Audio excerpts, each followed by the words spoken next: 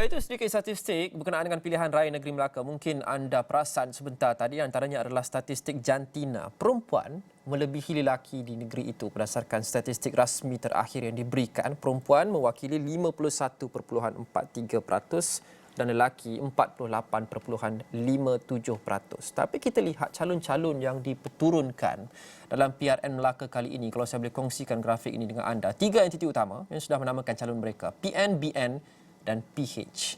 6, 5 dan 4 orang calon wanita masing-masing. Mereka kesemua mempertandingkan semua 28 kerusi Dewan Undangan Negeri. Bermakna perwakilan wanita yang tertinggi adalah daripada Perikatan Nasional, itu pun hanya 21%. Diikuti Barisan Nasional 18% dan Pakatan Harapan 14% calon wanita yang akan bertanding dalam PRN Melaka kali ini di negeri yang mempunyai majoriti wanita 51.43%. Saya mahu berbincang sekarang dengan Dr. Sharifah Shahirah Said Sheikh yang berada di talian sekarang. Doktor, Assalamualaikum. Kita lihat statistik yang menunjukkan golongan wanita adalah melebihi golongan lelaki, tapi kita lihat calon-calon yang diperturunkan oleh ketiga-tiga entiti besar ini, PN, BN dan PH, bukan sahaja tidak sampai separuh, tidak sampai suku pun. Yang tertinggi 21%, iaitu Perikatan Nasional menurunkan calon wanita. Bagaimana doktor membaca tindakan dan juga calon-calon yang diturunkan oleh setiap gagasan ini kali ini? Okay, Assalamualaikum. Terima kasih Astro Awani kerana menjemput saya untuk berbincang tentang perkara ini. Mungkin bagi sesetengah pihak dan mungkin secara amnya, ianya bukanlah satu perkara yang dilihat dengan teliti. Tetapi sebenarnya ini merupakan salah satu ciri-ciri sebuah negara yang matang demokrasi, iaitu kita perlulah mempunyai populasi representasi ataupun perwakilan wanita, iaitu separuh. Dan kalau tengok dekat dalam statistik pengundi untuk PRN Melaka ini adalah merupakan 51%. Kalau ikut teori, secara teorinya, ianya sepatutnya ada refleksi ataupun mirror image dari segi pencalonan. Namun, kalau kita tengok daripada, saya ikuti daripada PRU lepas, sehinggalah PRN kali ini, kalau kita tengok PRU ke-14, hanya ada 5 sahaja calon DUN untuk wanita dan seorang sahaja calon parlimen ketika itu untuk negeri Melaka. Dan kalau kita tengok sekarang ni daripada 6%, kalau dahulunya 6%, dan kini telah naik sedikit kepada 18% jumlah keseluruhannya. Dan inilah sebabnya kalau ikut teori representasi wanita yang kami sebagai ahli akademik dan juga polisi dasar 30%, sekurang-kurangnya 30% calon itu perlulah diadakan. Kerana kalau kita tengok, kalau cakap sahaja dan juga hanya wanita-wanita di di dalam parti-parti sahaja, mereka hanya dapat melakukan ada perubahan yang bagi saya agak ketara, namun ianya akan lebih kukuh sekiranya ada satu dasar yang dapat meletakkan sekurang-kurangnya, bukannya minimum 30% itu saja, tapi adalah sekurang-kurangnya. Sebab setakat ini hanyalah kalau dalam PRU ke-14 hanya dah dalam 10 hingga 12%, dan sekarang ni kita nampak 18% dan masih jauh lagi hendak menuju ke yang dapat memberi refleksi populasi negara, iaitu 50, kalau dekat Melaka ni 51% adalah pengundi wanita. Dr. Sharifah, apa agaknya menjadi penyebab kepada perwakilan wanita yang begitu rendah kali ini dari segi pencalonan di negeri yang mempunyai majoritinya wanita? Kenapa parti-parti politik rasanya bertindak demikian? Seperti yang dalam banyak kajian-kajian lepas, bukan sahaja di Malaysia tapi juga di negara-negara lain juga, salah satu adalah kerana budaya patriarki, iaitu iaitu dominasi yang keterlaluan ya dari segi pembuat keputusan ya di dalam setiap parti adalah lebih kepada lelaki ya pembuat keputusan lebih didominasi yang berlebihan ya oleh ketua-ketua pemimpin-pemimpin lelaki dan itulah salah satunya. Dan yang keduanya kalau kita tengok dari segi sejarah ya politik wanita memang satu perkara yang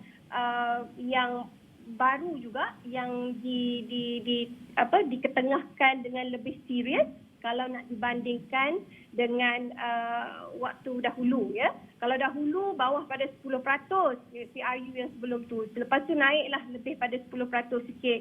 Dan kalau kita tengok di sini dah adalah lagi kenaikannya. Tapi itulah saya nak ingatkan bahawa negara kita sememangnya di tangga yang corot ya itu dalam 140 lebih di dalam Interparliamentary Union dan ini perlulah diambil kira dengan serius sebelum PRU yang ke-15 nanti. Dan faktor lain sudah tentu dari segi seperti yang saya cakap tadi dari segi sejarah ya dan bukan disebabkan oleh pengundi ya. Pengundi telah banyak juga kajian yang telah dijalankan. Pengundi bukanlah lihat jantina seseorang tetapi lebih kepada personality, kebolehpercayaan kepada calon tersebut dan mereka juga melihat dari segi dari segi manifesto parti, begitu juga dengan parti politik dan bukan kepada jantina. Tapi itulah pembudayaan masyarakat dan sebagainya ada juga sedikit sebanyak menjadi faktor di dalam pengurangan jumlah wanita. Tapi saya nampak adalah anjakan peratusan yang ketara yang kita dapat lihat. InsyaAllah ini adalah mungkin petunjuk yang baik sebagai preparation ataupun persediaan sebelum PRU ke-15. Jadi doktor mengatakan bahawa jantina bukan satu isu kepada pengundi di Melaka. Mereka tidak kisah sama ada jantina itu lelaki atau wanita. Sebaliknya mereka melihat kepada faktor-faktor lain dalam membuat keputusan mereka siapa yang mereka mahu undi nanti. Yang ini saya bercakap tadi tu daripada kajian-kajian lepas ya saya belum sempat meneliti dari segi faktor pengundi di Melaka secara spesifiknya tetapi rata-ratanya di dalam Malaysia kita lebih melihat dari segi personality, dari segi kebolehpercayaan ya integriti calon dan juga manifesto dan serta parti politik. Tapi ini juga parti politik ini juga mungkin telah berubah juga ya seperti yang tadi dibincangkan sebelum ini adalah tentang calon bebas dan beliau percaya beliau dapat menang di atas tiket bebas. So mungkin ini juga bagi saya dari segi keseluruhannya kita di dalam peringkat transisi sebagai sebuah negara yang mempunyai demokrasi negara sistem yang mempunyai sistem demokrasi yang matang ya.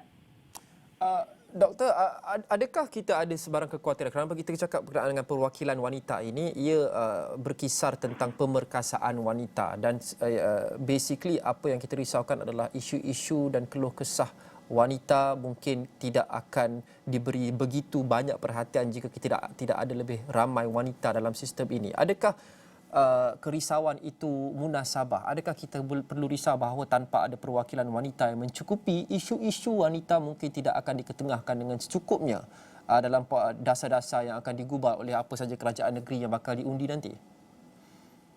Setakat ini kalau kita tengok ya negara kita secara amnya ya tidak mempunyai kes diskriminasi wanita yang kritikal ya. Namun memang ya banyak juga kes-kes seperti gangguan seksual, seperti kes menggunakan rogol sebagai satu jenaka dan sebagainya. Ya memang kita ada ya dari segi sensitiviti dan sebagainya tapi kita tidak ada diskriminasi yang teruk ya. Namun kalau dari segi teorinya ya dan dari segi dapatan kajian yang sebelum ini daripada negara-negara yang mempunyai lebih ramai pemimpin wanita, ianya menunjukkan isu-isu yang dekat dengan hati wanita. Kita kena ingat ya, bila kita bercakap tentang calon itu adalah calon wanita itu bukannya hanya mewakili wanita, ya. Apabila beliau diangkat menjadi calon, beliau sebenarnya adalah seorang yang diangkat untuk mewakili rakyat Malaysia, iaitu wanita dan lelaki, ya. Dalam konteks ini sebab kita masih kurang dari jumlah secara keseluruhan untuk negeri Melaka tu, ya.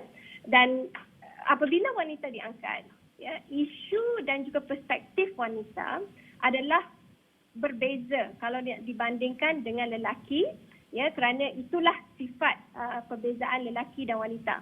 Maka isu-isu seperti yang lebih dekat dengan wanita seperti isu-isu kanak-kanak, ya, isu-isu golongan terpinggir dan juga slogan nobody left behind itu, no one will be left behind itu lebih dapat dilaksanakan dengan baik. Dan again, kalau kita bercakap tentang toxic masculinity, ya, bukan kita nak cakap tentang maskulin itu toxic, tak, ya, bukan, ya. Tetapi apabila hanya satu golongan sahaja ataupun lelaki sahaja mempunyai pemimpin yang terlalu ramai berbanding dengan wanita, ya, maknanya dominasi perspektif lelaki itu mungkin akan menyebabkan beberapa perkara tercicir.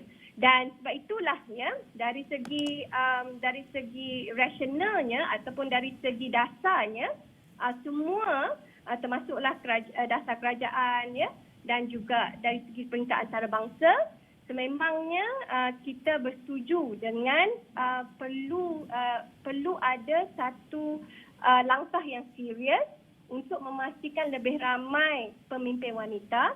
Kenapa? Kerana suara dan juga kepentingan yang melibatkan wanita dan juga kanak-kanak dan juga perkara-perkara yang mungkin tidak dilihat dari sudut pandang pemimpin lelaki yang akan diketengahkan oleh pemimpin wanita. Okay. So saya nampak ada ya peningkatan 10% hingga 12%. Alhamdulillah dari segi itu, namun ianya masih belum mencukupi dan kalau kita tengok di sini mungkin it's a good sign untuk persediaan lebih ramai calon wanita untuk PRU ke-15. Baik, terima kasih. Penganalisis politik Dr. Sharifah Syahirah Said Sheikh. Dan kepada anda sudah tentu, setiap hari dalam Melaka Memilih kami akan mengupas segala isu yang berkaitan dengan PRN Melaka. Esok adalah hari penamaan calon. Pastikan anda terus setia bersama Astro Awani.